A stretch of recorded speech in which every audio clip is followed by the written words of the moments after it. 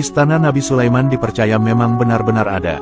Istana megah yang dibangun oleh manusia dan jin ini terkenal akan kemewahan dan keajaibannya. Dahulu, Nabi Sulaiman adalah nabi yang memiliki harta kekayaan yang sangat melimpah, dan juga memiliki berbagai ilmu mukjizat yang tidak dimiliki nabi-nabi yang lain. Nabi Sulaiman memiliki kemampuan bisa berbicara dengan binatang dan juga makhluk halus. Bukti kemampuan Nabi Sulaiman ini tertulis di dalam kitab suci Al-Quran. Allah Subhanahu wa Ta'ala berfirman, "Wahai manusia, kami telah diberi pengertian tentang suara burung dan kami diberi segala sesuatu. Sesungguhnya semua ini benar-benar suatu karunia yang nyata." Quran Surah An-Naml ayat 16. Dalam catatan Al-Quran ataupun kisah Yahudi dan Nasrani, Nabi Sulaiman dahulu memiliki kerajaan dan bangunan istana yang sangat istimewa. Istananya memiliki benda-benda berharga dan berbagai karya seni yang membuat mata terpana. Pintu gerbangnya saja terbuat dari gelas. Dalam Al-Quran dikisahkan, bahwa saat Ratu Balkis memasuki istana Nabi Sulaiman, ia sampai menyingkap pakaiannya karena mengira lantai istana Nabi Sulaiman itu adalah kolam air. Padahal, lantai itu hanyalah terbuat dari kaca. Kisah ini sebagaimana tertera dalam Quran Surah An-Naml ayat 44. Bukti kebenaran kisah ini telah dibuktikan oleh banyak para peneliti di dunia.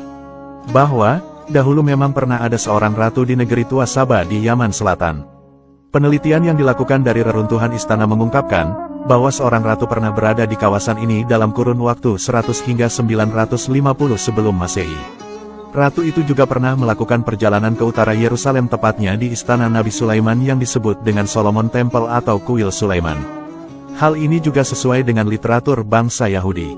Namun sayangnya, istana Nabi Sulaiman alaihissalam sekarang sudah tak ada lagi alias sudah runtuh. Yang tersisa hanyalah tembok sebelah barat dari bangunan kuil. Bagi orang-orang Yahudi, bangunan ini dinamai Kuil Wailing Wall atau tembok ratapan. Selama pemerintahan Hizkia, perluasan tembok kota dilakukan sampai ke barat yang sekarang kita kenal dengan nama Kota Lama Yerusalem. Sisa peninggalan kerajaan Nabi Daud dan Nabi Sulaiman dipercaya telah ditemukan seorang arkeolog Israel bernama Eilat Mazar, yang penemuannya diumumkan pada tahun 2005 tepat pada tanggal 4 Agustus. Di situ jugalah ditemukan situs pintu gerbang dengan lekungan setinggi 60 kaki dan dinamakan struktur batu melangkah. Untuk mengungkap keberadaan istana tersebut, maka banyak dilakukan penggalian sampai ke bawah tanah Masjidil Aqsa dengan membuat banyak terowongan. Proyek inilah yang akhirnya memicu kemarahan umat Islam karena ditakutkan akan merusak bangunan Masjidil Aqsa.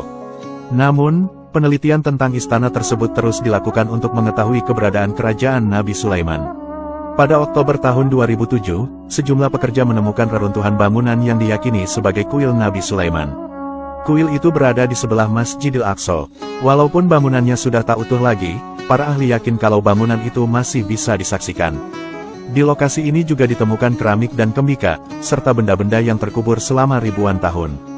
Penemuan ini dianggap penting untuk mengetahui peradaban dan kemajuan yang telah dicapai manusia di masa Nabi Sulaiman alaihissalam.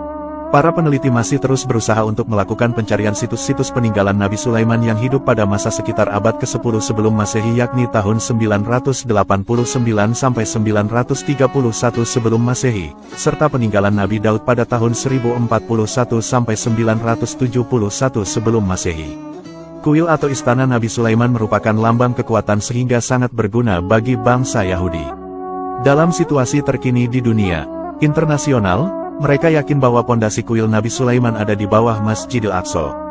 Bangunan kuil ini sangat penting bagi kaum Yahudi, sebab diyakini sebagai pengakuan atas bangsa mereka.